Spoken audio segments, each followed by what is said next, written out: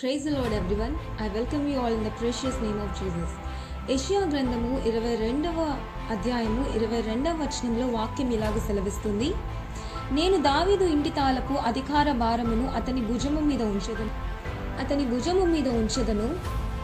అతడు తీయగా ఎవడును మూయజాలడు, అతడు మూయగా ఎవడును తీయజాలడు. ఇది దావీదుతో వాగ్దానము చేసి ఉన్నాడు.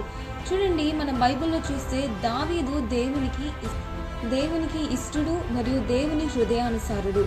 అయితే మన బైబిల్లో చూస్తే దేవుడు ఇలా కూడా చెప్తాడు, దేవుడు యేసయ్యను దావీదు కుమారుడిగా కూడా ఇక్కడ మనం బైబిల్లో చూడొచ్చు. ఆయన యేసయ్యను దావీదు కుమారుడిగా పిలుస్తారు. ఇక్కడ దీని అర్థం ఏంటంటే దావీదు దేవునికి ఇష్టానుసారుడు.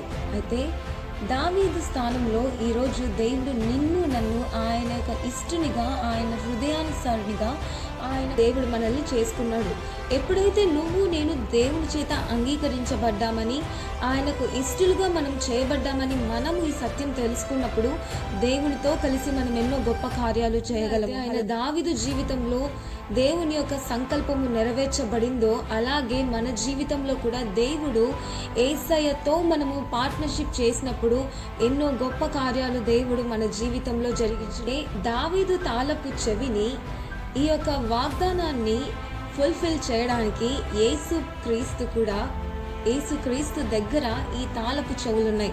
మనము ప్రకటన గ్రంథము 3వ అధ్యాయము 7వ వచనం చూస్తే, దావీదు తాళపు చెవి కలిగి ఎవడును వేయలేకుండా తీయువాడును, ఎవడును తీయలేకుండా వేయువాడనైన సత్యస్వరూపియకు పరిశుద్ధుడు చెప్పు సంగతులేవనగా. హల్లెలూయా. దావీదుతో చేయబడిన వాగ్దానము యేసుక్రీస్తు ఈ యొక్క తాళపు చెవులు కలిగి ఉన్నాడు. హల్లెలూయా. అందుకే ఆయన తలుపులు తీయగా మూయువాడు లేడు, ఆయన తలుపులు మూయగా తీయువాడు లేడని వాక్యం.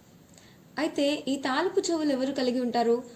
మనం చూస్తే చాలా బిగ్ ఆర్గనైజేషన్స్ కానీ, స్కూల్లో కానీ, సాఫ్ట్వేర్ కంపెనీస్లో కానీ, పెద్ద పెద్ద కంపెనీస్లో, పెద్ద పెద్ద ఆర్గనైజేషన్లో తాళపు చెవులు ఎవరి? వీటిలో మనం గమనిస్తే వాచ్మెన్ దగ్గర ఎంట్రన్స్ గేట్ కీస్ ఉంటాయి, రిసెప్షనిస్ట్ దగ్గర మెయిన్ డోర్ కీస్ ఉంటాయి, ఆ తర్వాత మేనేజర్ దగ్గర డెస్క్ కీస్ ఉంటాయి.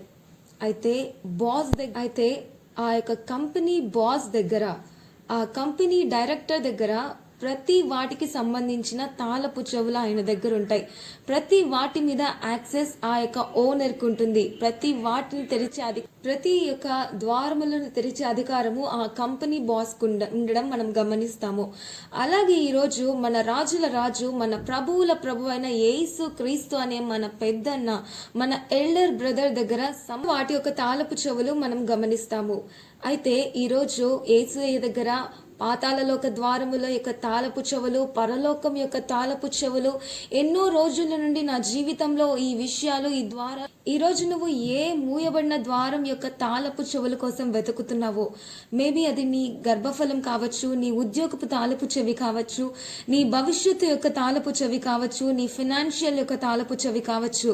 అయితే ఆయన నా జీవితంలో తలుపులు తీయగా ఏ మనిషి మూయలేడు, ఆయన తలుపులు మూయగా ఏ మనిషి నా జీవితంలో ద్వారములు తెరవలేడు. హల్లెలూయా. ఆయన ఈరోజు మన పక్షముగా నిలబడి ఎన్నో ఏండ్ల నుంచి. అయితే యేసుక్రీస్తు దగ్గర ప్రతి ద్వారము తెరవబడడానికి తాళపు చెవులున్నాయి. హల్లెలూయా. ఎన్నో ఏండ్ల నుండి నా జీవితంలో ఈ ద్వారాలు మూసుకుపోయాయి నువ్వు అనుకుంటున్నావా? ఆయన అంటున్నాడు, ఆయన నీ జీవితంలో తలుపు తీయగా ఎన్నో ఏళ్ల నుంచి పొందుకోలేని, ఎన్నో ఏళ్ల నుంచి తెరవబడని ఆ యొక్క ద్వారమును తెరిచి నీ జీవితంలో తనని తాను కనపరుచుకునే దేవుడు. హల్లెలూయా. ఆయన ఈ దినము నీ యొక్క మూయబడిన ప్రతి ద్వారములను తెరవబోతున్నాడు. ఆమెన్.